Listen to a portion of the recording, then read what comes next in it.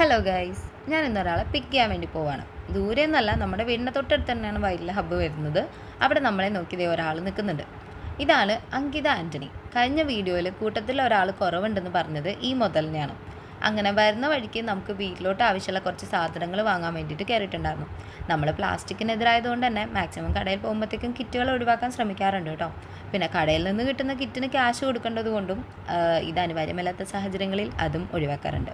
അവിടെ നിന്ന് ഞങ്ങൾ പിന്നെ നേരെ വന്നത് ചോക്കോ ബ്രൗണിലോട്ടാണ്. മുന്നത്തെ വീഡിയോയിൽ പറഞ്ഞിട്ടുള്ളത് പോലെ വീടിൻ്റെ മുന്നിൽ തന്നെയുള്ള ഷോപ്പാകുമ്പോഴത്തേക്കും അങ്ങോട്ട് ഇടയ്ക്കിടയ്ക്ക് പോകാനുള്ള ടെൻഡൻസി എന്തായാലും ഇത്തിരി കൂടുതലായിരിക്കുമല്ലോ.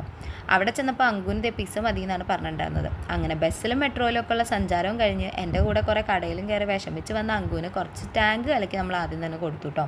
പിന്നീട് അവിടെ നിന്ന് അങ്ങോട്ട് അങ്കുവിൻ്റെ കുക്കിംഗ് ആയിരുന്നു. ഞാൻ ആദ്യമായിട്ടാണ് എൻ്റെ അടുക്കള ഒരാൾക്ക് വിട്ടു കൊടുക്കുന്നത്. കാര്യം വേറെ ഒന്നല്ല, കടയിൽ പോയപ്പോഴത്തേക്ക് ഇവളൊരു കൊറിയൻ നൂഡിൽസും പൊക്കിക്കൊണ്ട് വന്ന് അതിൻ്റെ കുക്കിംഗ് പരിപാടിയൊന്നും അറിയാത്തത് കൊണ്ടും മാഗി അല്ലാതെ വേറെ ഒന്നിനെയും അംഗീകരിക്കാൻ കഴിയാത്തത് കൊണ്ടുമാണ് എനിക്ക് മാറി നിൽക്കേണ്ടി വന്നത്. നമ്മുടെ നോർമൽ നൂഡിൽസ് പോലെ അല്ല, കുറച്ച് വേവ് കൂടുതലുള്ളത് കൊണ്ട് തന്നെ അങ്കു അത് മൂടി വെച്ചൊക്കെ വേവിച്ചിട്ടുണ്ടായിരുന്നു. പിന്നെ വേറൊരു പാത്രത്തിൽ അതിൻ്റെ ഫ്ലേവർ പൗഡറും അതിൻ്റെ ഒപ്പം തന്നെ ഒരു ഓയിലൊക്കെ കിട്ടിയിട്ടുണ്ടായിരുന്നു. ഇതും കൂടെ മിക്സ് ചെയ്തെടുത്തു കേട്ടോ. ആ പൗഡറിൽ പഞ്ചസാര കണ്ടപ്പോൾ തന്നെ ഞാനൊന്ന് കൺഫ്യൂസ്ഡ് ആയിരുന്നു.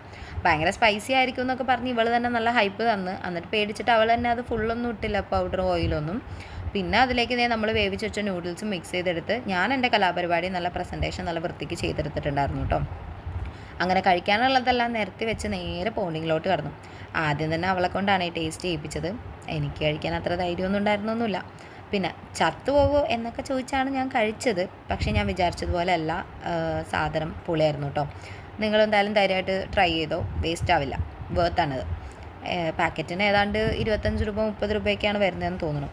പക്ഷേ ശരിക്കും സങ്കടം വന്നത് പിസ്സ കഴിച്ചപ്പോഴാണ്. അത് മുറിക്കുമ്പോൾ തന്നെ അതിൻ്റെ ചീസ് മാത്രമൊക്കെ ഇങ്ങനെ വിട്ടു പോരുമായിരുന്നേ. വെജ് പിസ്സ ആയിരുന്നു നമ്മൾ മേടിച്ചിട്ടുണ്ടായിരുന്നത്. കഴിച്ചപ്പോൾ അതിലും വലിയ ഡിസാറ്റിസ്ഫാക്ഷൻ ആയിപ്പോയി. കാരണം സോസും മയണൈസും ഒക്കെ കൂട്ടി മാത്രമേ അത് കഴിക്കാൻ പറ്റിയിട്ടുണ്ടായിരുന്നുള്ളൂ. അതിൻ്റെ ഒരു ടേസ്റ്റൊന്നും എനിക്ക് അത്ര ഇഷ്ടപ്പെട്ടിട്ടുണ്ടായിരുന്നില്ല. ഇനിയാണ് അങ്കുവിൻ്റെ വരവിൻ്റെ പിന്നിലുള്ള നഗ്ന സത്യം നിങ്ങൾ കാണാൻ പോകുന്നത്.